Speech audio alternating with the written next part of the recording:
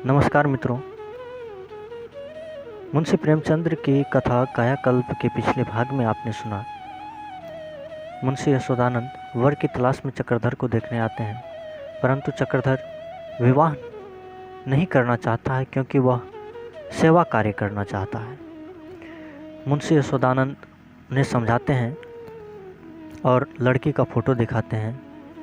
लड़की सभी को पसंद आ जाता है, तो यशोदानंद चक्रधर को अपने साथ आगरा चलने के लिए आग्रह करता है। चक्रधर ठाकुर साहब से आदेश लेने के लिए मनोरमा को जल्दी ही पढ़ाने उस दिन निकल जाते हैं। ठाकुर साहब से आदेश लेकर जब निकलते हैं तो मनोरमा उनसे पूछती है कि आप आगरा क्यों जा रहे हैं। चक्रधर बड़े ही शर्माते हुए उन्हें अपने विवाह के संबंध में बताते हैं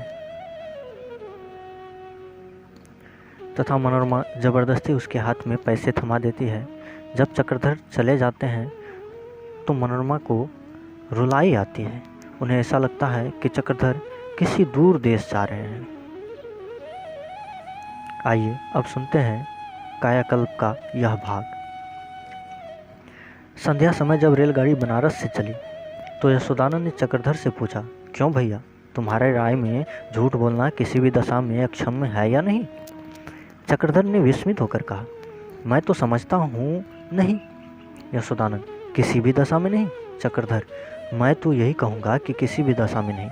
हालांकि कुछ लोग परोपकार के लिए असत्य को अक्षम्य समझते हैं। यशोदानंद, मैं भी उन्हीं लोगों में हूँ। मेरा ख्याल है कि पूरा वृत्तांत सुनकर आप भी मुझसे सहमत हो जाएं। मैं अहिल्या के विषय में आपसे झूठी बातें कही। वह वास्तव में मेरी लड़की नहीं है। उसके माता पिता का हमें कुछ भी पता नहीं। चक्रधर ने आंखें बड़ी बड़ी करके कहा, तो फिर आपके यहाँ कैसे आई? यशोदानंद, विचित्र कथा है। 15 वर्ष हुए एक बार सूर्य ग्रहण लगा था। मैं उन दिनों कॉलेज में था। हमारी एक सेवा समिति थी।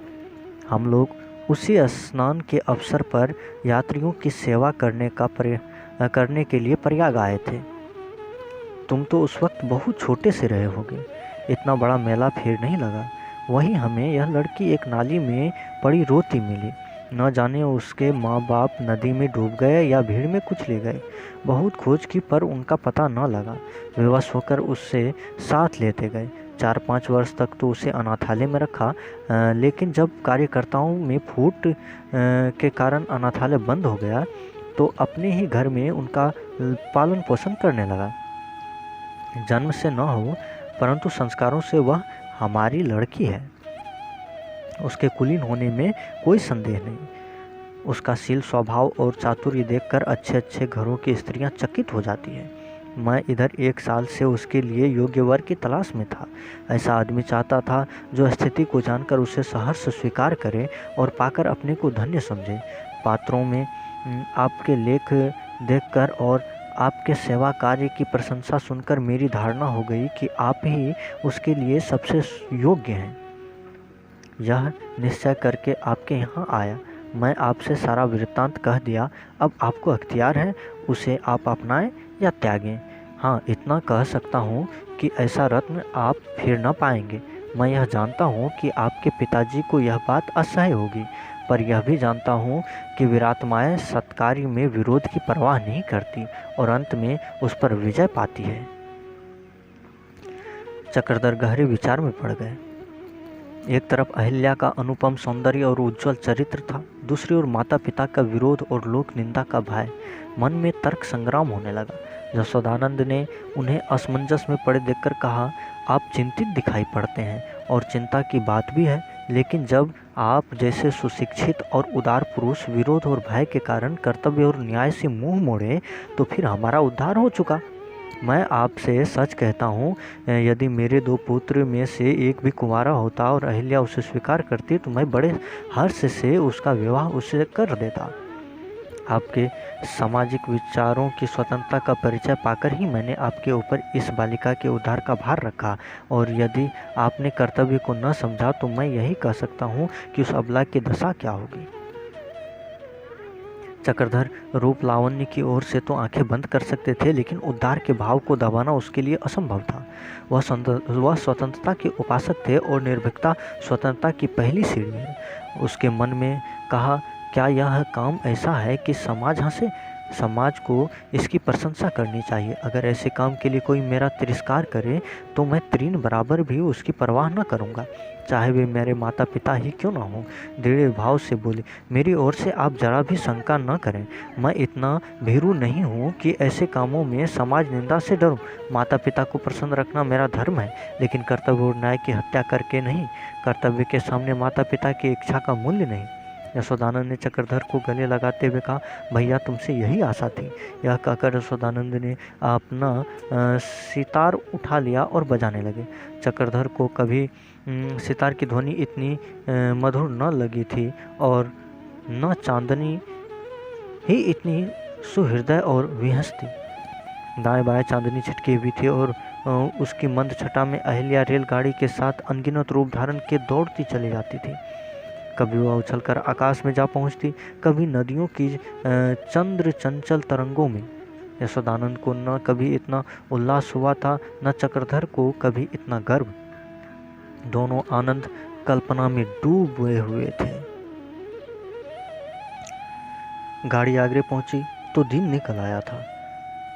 सुनहरा नगर हरे हरे कुंजों के बीच विश्राम कर रहा था, मानो बालक माता की गोद में सोया हो। इस नगर को देखते ही चक्रधर को कितनी ही ऐतिहासिक घटनाएं याद आ गई। सारा नगर किसी उजड़े हुए घर की भांति श्रीहीन हो रहा था। मुंशी यशोदानंद अभी कुलियों को पुकार रहे थे कि उनकी निगाह पुलिस के सिपाहियों पर पड़ी। चारों तरफ पहरा था। मुसाफिरों के बिस्तरे संदूक खोल खोल कर देखे जाने लगे। एक थानेदार ने यशोदानंद का भी असबाब देखना शुरू किया। यशोदानंद ने आश्चर्य से पूछा, क्यों साहब, आज यह सख्ती क्यों? थानेदार, आप लोगों ने जो कांटे बोए हैं उन्हीं का फल है। शहर में फसाद हो गया है। यशोदानंद, अभी 3 दिन पहले तो अमन का राज्य था, यह भूत कहाँ से उठ खड़ा हुआ? इतने में समिति का एक सेवक दौड़ता हुआ आ पहुंचा। यशोदानंद ने आगे बढ़कर पूछा, क्यों राधा मोहन, यह क्या मामला हो गया? अभी जिस दिन मैं गया हूँ उस दिन तो दंगे का कोई लक्षण न था। राधा, जिस दिन आप गए उसी दिन पंजाब से मौलवी दीन मोहम्मद साहब का आगमन हुआ। खुले मैदान में मुसलमानों का एक बड़ा जलसा हुआ। उसमें मौलाना साहब ने न जाने क्या जहर उगला कि तभी से मुसलमानों को कुर्बानी की धुन सवार है। इधर हिंदुओं को भी यह जिद है कि चाहे खून की नदी बह जाए पर कुर्बानी न होने पाएगी। दोनों तरफ से तैयारियां हो रही है। हम लोग तो समझाकर हार गए। यशोदानंद ने पूछा, ख्वाजा महमूद कुछ न बोले? राधा, वही तो उस जलसे के प्रधान थे। यशोदानंद आंखें फाड़कर बोले, ख्वाजा महमूद? राधा, जी हाँ, ख्वाजा महमूद। आप उन्हें फरिश्ता समझें, असल में वे रंगे सियार हैं। हम लोग हमेशा से कहते हैं कि इनसे होशियार रहिए, लेकिन आपको न जाने क्यों उन पर इतना विश्वास था। यशोदानंद आत्मग्लानि से पीड़ित होकर कहा, जिस आदमी को आज 25 वर्षों से देखता आया हूँ, जिसके साथ कॉलेज में पढ़ा, जो इसी समिति का किसी ज़माने में मेंबर था, उस पर क्यों कर विश्वास न करता? दुनिया कुछ कहे पर मुझे ख्वाजा महमूद पर कभी शक न होगा। राधा, आपको अख्तियार है कि उन्हें देवता समझे, मगर अभी अभी आप देखेंगे कि वह कितनी मुस्तैदी से कुर्बानी की तैयारी कर रहे हैं। उन्होंने देहातों से लठैत बुलाए हैं, उन्हीं ने गाँवें मोल लिए हैं और उन्हीं के द्वार पर कुर्बानी होने जा रही है। यशोदानंद, ख्वाजा महमूद के द्वार पर कुर्बानी होगी? उनके द्वार पर इससे पहले या तो मेरी कुर्बानी हो जाएगी या ख्वाजा महमूद की। तांगे वाले को बुलाओ। राधा, बहुत अच्छा हो यदि आप इस समय यहीं ठहर जाएं। यशोदानंद, वाह वाह, शहर में आग लगी हुई है और तुम कहते हो मैं यहीं रह जाऊं? जो औरों पर बीतेगी वही मुझ पर भी बीतेगी, इससे क्या भागना? तुम लोगों ने बड़ी भूल की कि मुझे पहले से सूचना न दी। राधा, कल दोपहर तक हमें खुद ही मालूम न था कि क्या गुल खिल रहा है। ख्वाजा साहब के पास गए तो उन्होंने विश्वास दिलाया कि कुर्बानी न होने पाएगी। आप लोग इत्मीनान रखें। हमसे तो यह कहा, उधर शाम ही को लठैत आ पहुँचे और मुसलमानों का डेपुटेशन सिटी मजिस्ट्रेट के पास कुर्बानी की सूचना देने पहुँच गया। यशोदानंद, महमूद भी डिपुटेशन में था? राधा, वही तो उसके कर्ता धर्ता थे, भला वही क्यों ना होते? हमारा तो विचार है कि वही इस फसाद की जड़ है। यशोदानंद, अगर महमूद में सचमुच यह काया पलट हो गई है तो मैं यही कहूँगा कि धर्म से ज़्यादा द्वेष पैदा करने वाली वस्तु संसार में नहीं, और कोई ऐसी शक्ति नहीं है जो महमूद में द्वेष के भाव पैदा कर सके। चलो पहले उन्हीं से बातें होंगी। मेरे द्वार पर तो इस वक्त बड़ा जमाव होगा। राधा, जी हाँ, इधर आपके द्वार पर जमाव है, उधर ख्वाजा साहब के। बीच में थोड़ी सी जगह खाली है। दोनों आदमी तांगे पर बैठकर चले। सड़कों पर पुलिस के जवान चक्कर लगा रहे थे। मुसाफिरों की छड़ियाँ छीन ली जाती थी। 2-4 आदमी भी एक साथ खड़े न होने पाते थे। सिपाही तुरंत ललकारता था। दुकानें बंद थीं। कुंजरी भी साग बेचते हुए नजर न आते थे। हाँ, गलियों में लोग जमा होकर बातें कर रहे थे। कुछ दूर तक तीनों आदमी मौन धारण किए बैठे रहे। चक्रधर संकित होकर इधर उधर ताक रहे थे। जरा भी घोड़ा रुक जाता तो उसका दिल धड़कने लगता कि किसी ने तांगे को रोका तो नहीं। लेकिन यशोदानंद के मुख पर ग्लानि का गहरा चिन्ह दिखाई दे रहा था। उनके मोहल्ले में आज तक कभी कुर्बानी न हुई थी। हिंदू और मुसलमानों का भेद ही न मालूम होता था। उन्हें आश्चर्य होता था कि और शहरों में कैसे हिंदू मुसलमानों में झगड़े हो जाते हैं, और 3 ही दिन में यह नौबत आ गई।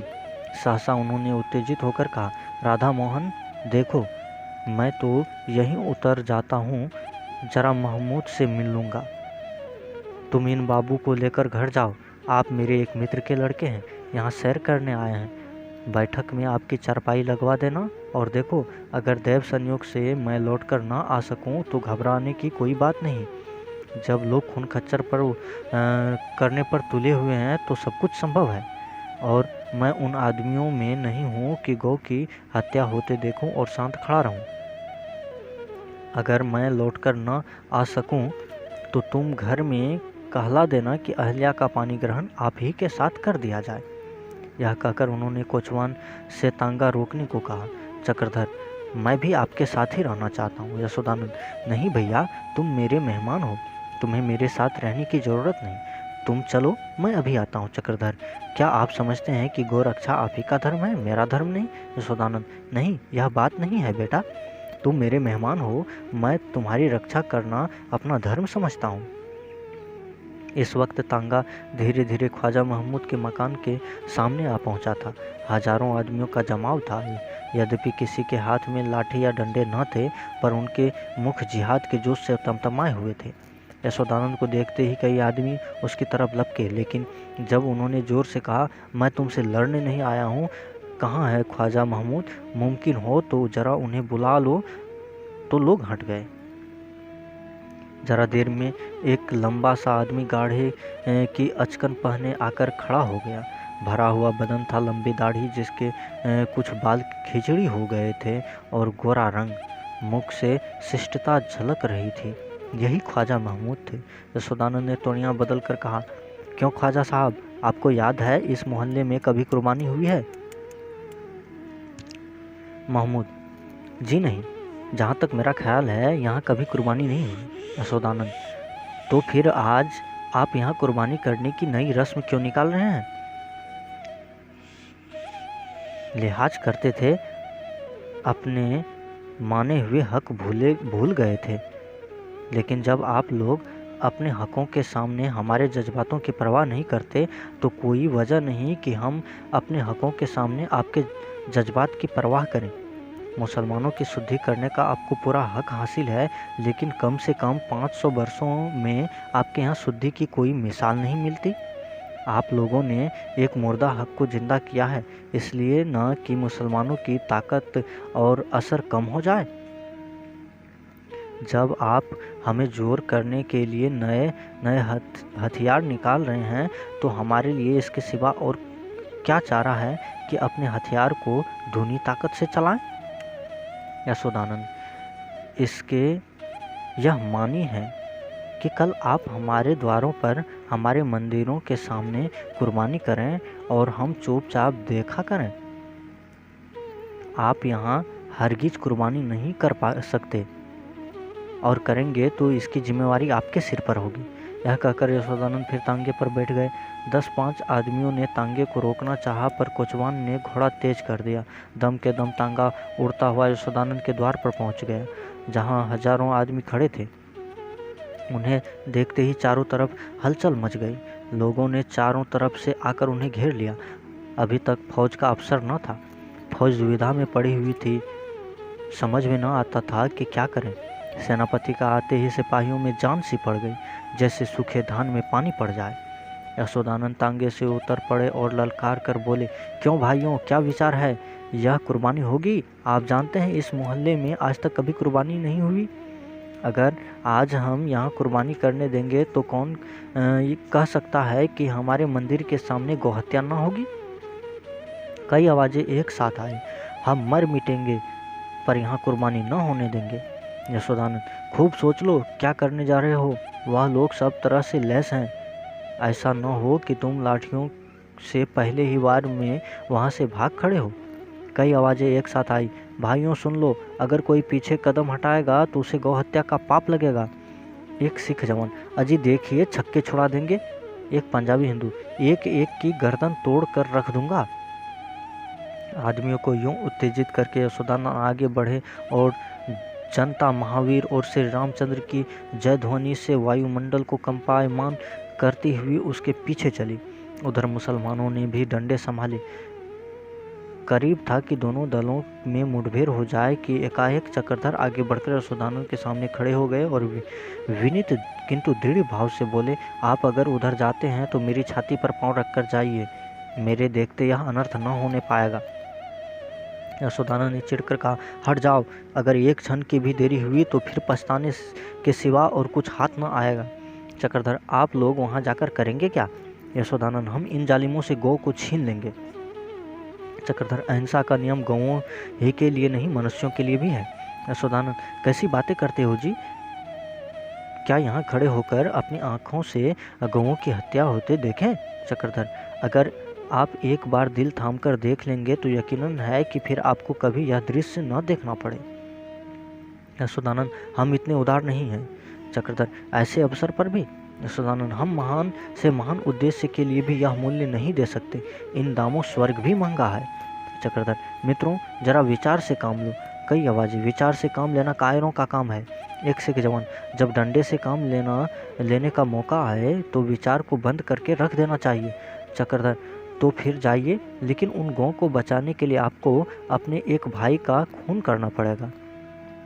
सहसा एक पत्थर किसी तरफ से आकर चक्रधर के सिर में लगा। खून की धारा बह निकली। चक्रधर अपनी जगह से हिले नहीं, सिर थाम कर बोले, अगर मेरे रक्त से आपकी क्रोधाग्नि शांत होती हो तो यह मेरे लिए सौभाग्य की बात है। अगर मेरा खून और कई जानों की रक्षा कर सके तो इससे उत्तम कौन मृत्यु होगी। फिर दूसरा पत्थर आया, पर अब की चक्रधर ने चोट न लगी।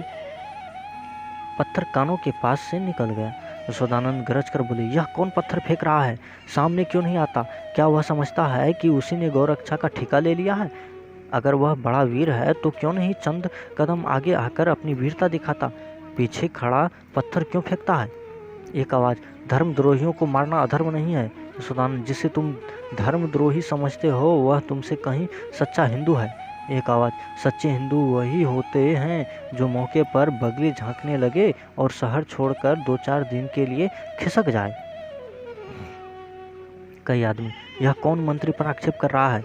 कोई उसकी जबान पकड़कर क्यों नहीं खींच लेता? यशोदानंद, आप लोग सुन रहे हैं मुझ पर कैसे कैसे दोष लगाए जा रहे हैं? मैं सच्चा हिंदू नहीं हूँ। मैं मौका पड़ने पर बगले झांकता हूँ और जान बचाने के लिए शहर से भाग जाता हूँ। ऐसा आदमी आपका मंत्री बनने के योग्य नहीं है। आप उस आदमी को अपना मंत्री बनाइए जिसे आप सच्चा हिंदू समझते हो। मैं धर्म से पहले अपने आत्मगौरव की रक्षा करना चाहता हूँ। कई आदमी, महाशय आपको ऐसे मुंहफट आदमियों की बात का ख्याल न करना चाहिए। यशोदानंद, यह मेरी 25 वर्षों की सेवा का उपहार है। जिससे सेवा का फल अपमान हो उससे दूर ही से मेरा सलाम है। यह कहते हुए मुंशी यशोदानंद घर की तरफ चले। कई आदमियों ने उन्हें रोकना चाहा। कई आदमी उनके पैरों पड़ने लगे, लेकिन उन्होंने एक न मानी। वह तेजस्वी आदमी थे, अपनी संस्था पर स्वेच्छाचारी राजाओं की भांति शासन करना चाहते थे। आलोचकों को सहन करने की उसमें सामर्थ्य ही न थी। उसके जाते ही यहाँ आपस में तू मैं होने लगी, एक दूसरे पर आक्षेप होने लगे, गालियों की नौबत आ गई, यहाँ तक कि 2-4 आदमियों से हाथापाई भी हो गई।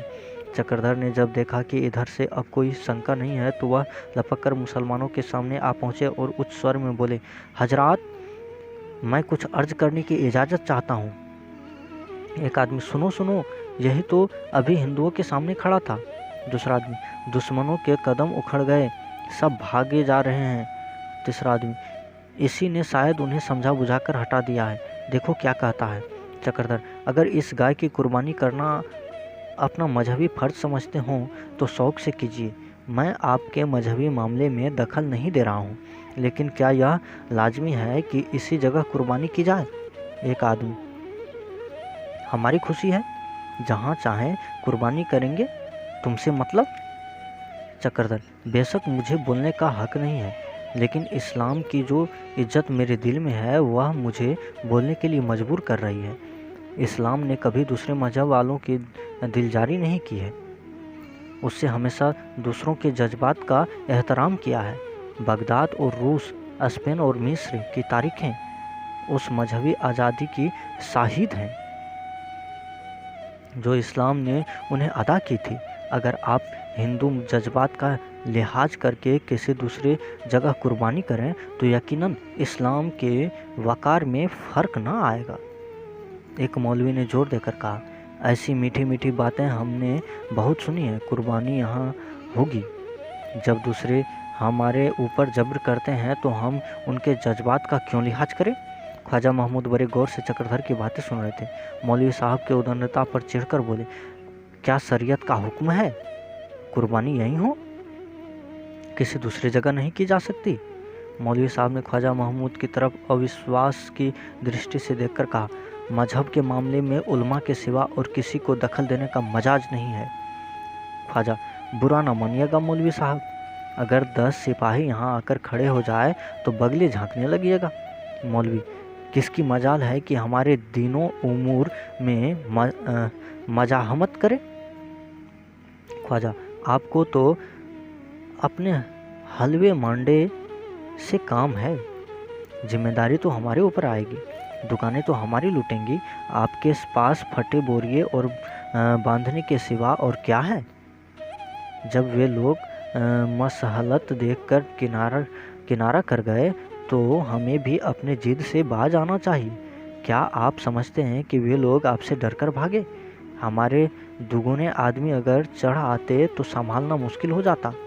मौलवी, जनाब, जिहाद करना कोई खाला जी का घर नहीं, आप दुनिया के बंदे हैं, दीन हकीकत क्या समझे। ख्वाजा, बजा है, आपकी शहादत तो कहीं नहीं गई है, जिल्लत तो हमारी है। मौलवी, भाइयों, आप लोग ख्वाजा साहब की ज्यादती देख रहे हैं, आप ही फैसला कीजिए कि दीन मामलात में उलमा का फैसला वाजिब है या उमरा का। एक मोटे ताजे दड़ियल आदमी ने कहा, आप बिस्मिल्लाह कीजिए, उमरा को दीन से कोई सरोकार नहीं। यह सुनते ही एक आदमी बड़ा सा छुरा लेकर निकल पड़ा और कई आदमी गाय की सींगें पकड़ने लगे। गाय अब तक तो चुप खड़ी थी, छुरा देखते ही वह छटपटाने लगी। चक्रधर यह दृश्य देखकर तिलमिला उठे, निराशा और क्रोध से कांपते हुए बोले, भाइयों, एक गरीब बेकस जानवर को मारना बहादुरी नहीं, खुदा बेगसों के खून से खुश नहीं होता। अगर जवां मर्दी दिखानी है तो किसी शेर का शिकार करो, किसी चीते को मारो, किसी जंगली सुअर का पीछा करो, उसकी कुर्बानी से मुमकिन है खुदा खुश हो। जब तक हिंदू सामने खड़े थे किसी की हिम्मत न पड़ी थी कि छोड़ा हाथ में लेता, जब वे चले गए तो आप लोग शेर हो गए। एक आदमी, तो क्यों चले गए, मैदान में खड़े क्यों ना रहे, गौरक्षा का जोश दिखाते दुम दबाकर भाग क्यों खड़े हुए। चक्रधर, भाग नहीं खड़े हुए और न लड़ने में वे आपसे कम ही हैं। उनकी समझ में यह बात आ गई कि जानवर की हिमायत में इंसान का खून बहाना इंसान को मुनासिब नहीं। मौलवी, शुक्र है उन्हें इतनी समझ तो आई। चक्रधर, लेकिन आप तो अभी तक उनकी दिलजारी पर कमर बांधे हुए हैं। खैर, आपको अख्तियार है, जो चाहे करें, मगर मैं यकीन के साथ कहता हूँ कि यह दिलजारी एक दिन रंग लाएगी। यह न समझिए कि इस वक्त कोई हिंदू मैदान में नहीं है। हर एक कुर्बानी हिंदुस्तान की 21 करोड़ हिंदुओं के दिलों में जख्म कर देती है, और इतनी बड़ी तादाद के दिलों को दुखाना बड़ी से बड़ी कौम के लिए भी एक दिन पछतावे का बाइस हो जाता है। अगर आपकी गिजा है तो शौक से खाइए। लाखों गौवें रोज कत्ल होती हैं, हिंदू सिर नहीं उठाते। फिर यह क्यों कर मुमकिन है कि वह आपके मजहबी मामले में दखल दे? हिंदुओं से ज़्यादा बेतअसब्बुब कौम दुनिया में नहीं है, लेकिन जब आप उनकी दिलजारी और महज दिलजारी के लिए कुर्बानी करते हैं तो उनको ज़रूर सदमा होता है, और उनके दिलों में जो शोला उठता है उसका आप कयास नहीं कर सकते। अगर आपको यकीन न आए तो देख लीजिए कि गाय के साथ ही एक हिंदू कितनी खुशी से अपनी जान दे सकता है। यह देखते हुए चक्रधर ने तेजी से लपककर गाय की गर्दन पकड़ ली और बोले, आज आपको इस गाय के साथ एक इंसान की भी कुर्बानी करनी पड़ेगी। सभी आदमी चकित होकर चक्रधर की ओर ताकने लगे। मौलवी साहब ने क्रोध में उन्मत्त होकर कहा, कलाम पाक की कसम, हट जाओ वरना गजब हो जाएगा। चक्रधर, हो जाने दीजिए, खुदा की यही मर्जी है कि आज गाय के साथ मेरी भी कुर्बानी हो। ख्वाजा महमूद, क्यों भाई, तुम्हारा घर कहाँ है? चक्रधर, परदेसी मुसाफिर हूँ। ख्वाजा, कसम खुदा की, तुम जैसे दिलेर आदमी नहीं देखा। नाम के लिए तो गाय को माता कहने वाले बहुत हैं, पर ऐसे विरले ही देखे जो गाय के पीछे जान लड़ा दें। तुम कलमा क्यों नहीं पढ़ लेते? चक्रधर, मैं एक खुदा का कायल हूँ, वही सारे जहाँ का खालिक और मालिक है, फिर और किस पर ईमान लाऊं? ख्वाजा, वल्लाह, तब तो तुम सच्चे मुसलमान हो। हमारे हजरत को अल्लाह ताला का रसूल मानते हो? चक्रधर, बेशक मानता हूँ, उनकी इज्जत करता हूँ और उनकी तौहीद का कायल हूँ।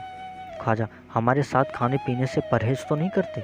चक्रधर, जरूर करता हूँ, उसी तरह जैसे किसी ब्राह्मण के साथ खाने से परहेज करता हूँ, अगर वह पाक साफ न हो। ख्वाजा, काश तुम जैसे समझदार तुम्हारे और भाई भी होते, मगर यहाँ तो लोग हमें मलिच्छ कहते हैं, यहाँ तक कि हमें कुत्तों से भी नजिस समझते हैं। उनकी थालियों में कुत्ते खाते हैं, पर मुसलमान उनके गिलास में पानी नहीं पी सकता।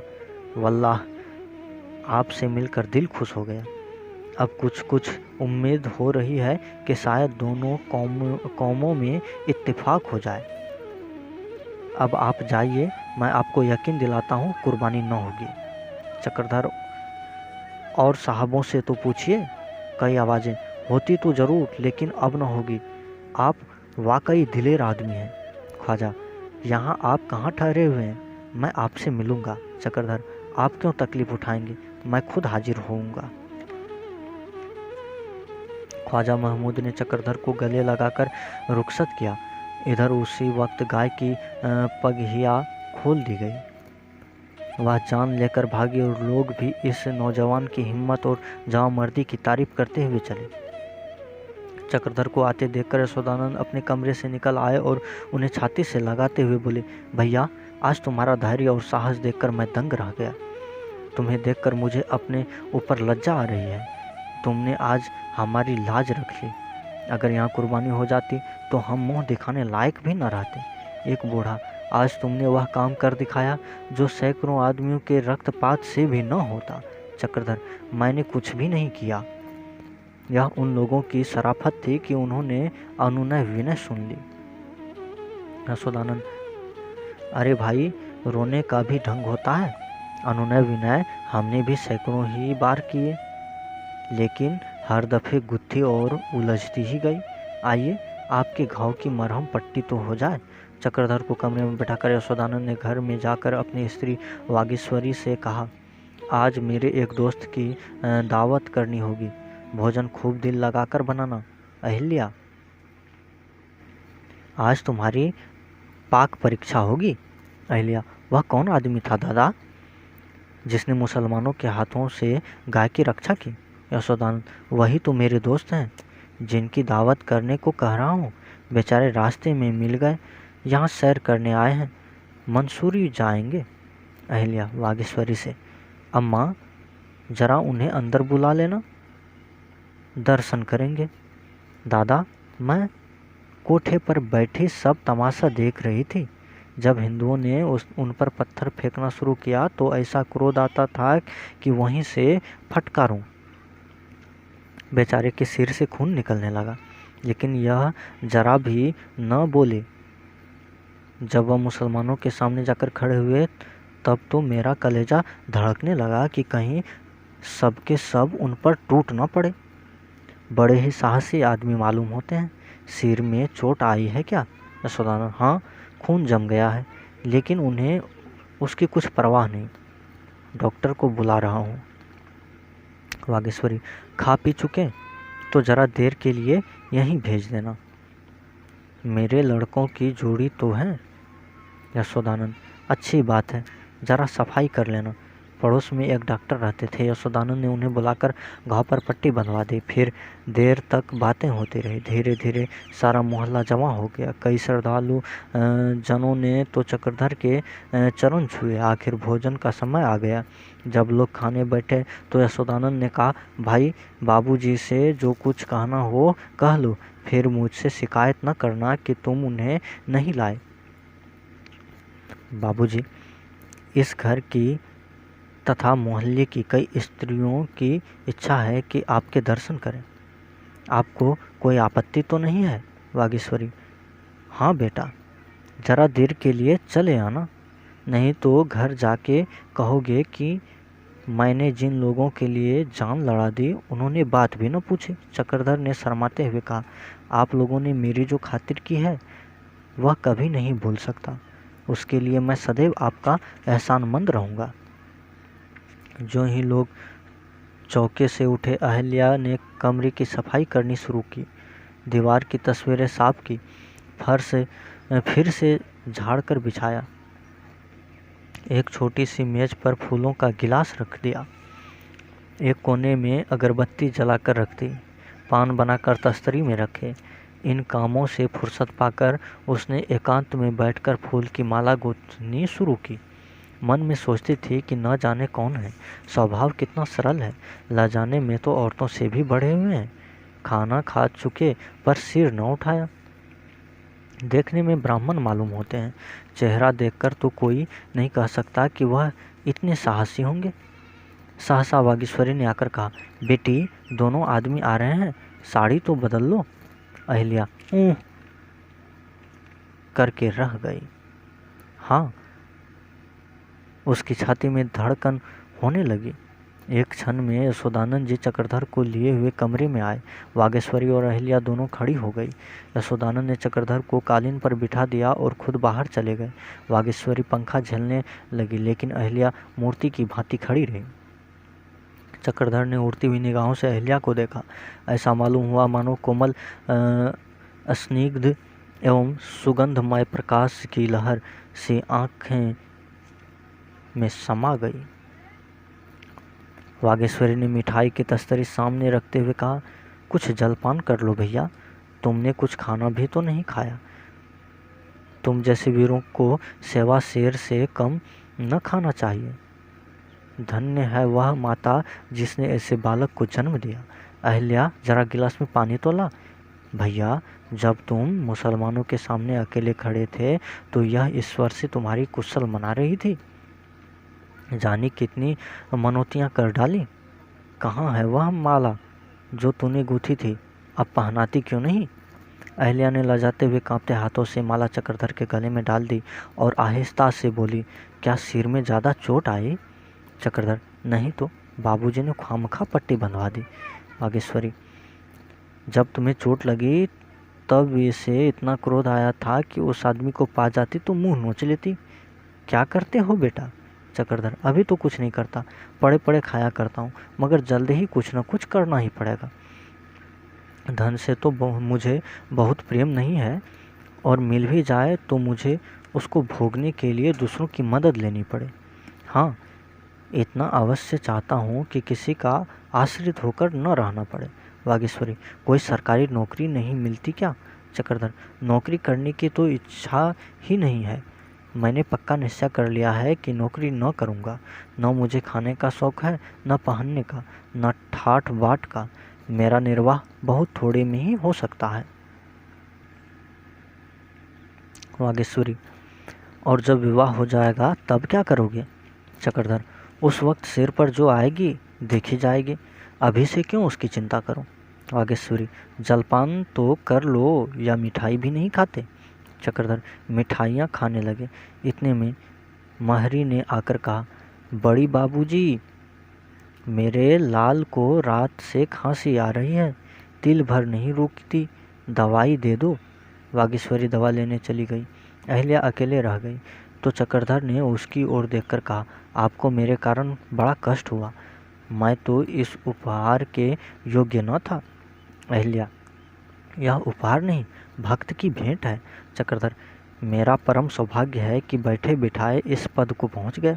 अहिल्या, आपने आज इस शहर के हिंदू मात्र की लाज रख ली। क्या और पानी दूं? चक्रधर तृप्त हो गया। आज मालूम हुआ कि जल में कितना स्वाद है। शायद अमृत में भी यह स्वाद न होगा। वागीश्वरी ने आकर मुस्कुराते हुए कहा, भैया, तुमने जो आधी भी मिठाई नहीं खाई, क्या इसे देखकर भूख प्यास बंद हो गई? यह मोहनी है, जरा इससे सचेत रहना। अहिल्या, अम्मा, तुम छोटे बड़े किसी का लिहाज नहीं करती। वागीश्वरी, अच्छा बताओ, तुमने इनकी रक्षा के लिए कौन कौन सी मनौतियाँ की थी? अहिल्या, मुझे आप दिख करेंगी तो चली जाऊंगी। चक्रधर वहाँ कोई घंटे भर तक बैठे रहे। वागीश्वरी ने उनके घर का सारा वृत्तांत पूछा। कै भाई हैं, कै बहन हैं, पिताजी क्या करते हैं, बहनों का विवाह हुआ या नहीं हुआ।